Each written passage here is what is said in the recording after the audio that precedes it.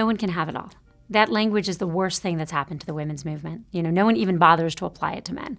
It's really pressure on women. I think what happens to women is we compare ourselves at home to the women who are full-time work-at-home mothers, and we fall short. Compared to them, I am falling short every day.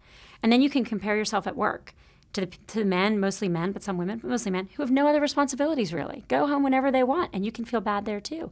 So we can spend all our time feeling terrible about how we're lousy workers and lousy mothers. And by the way, I do this a lot, all of us do. Or we can start realizing that we can be great mothers. The data on this is super clear that you can be a great and very successful parent with a great relationship with thriving children with less time.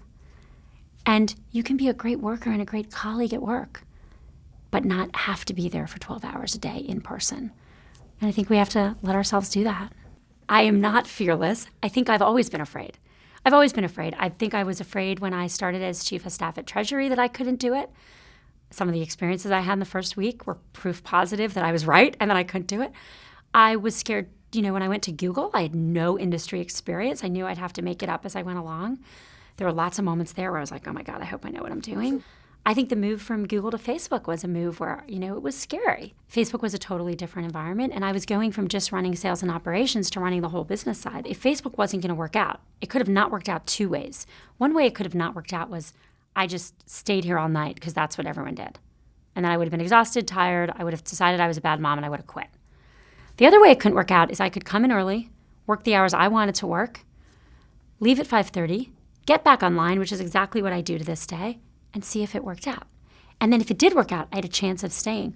What I think people don't see is if you do it the first way, just do everything asked of you, you're not actually giving it a chance to really work. If you do it based on what you figure out what you really need, then you can. And I'm not saying I don't make sacrifices. I make huge sacrifices. And I try to be really honest about this.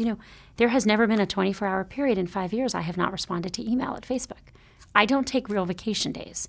I take bulks of time, but I always am reachable. That's part of this job. I am not saying it's easy and I don't work long hours.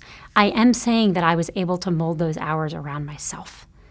And that matters. And I really encourage other people at Facebook to mold hours around themselves.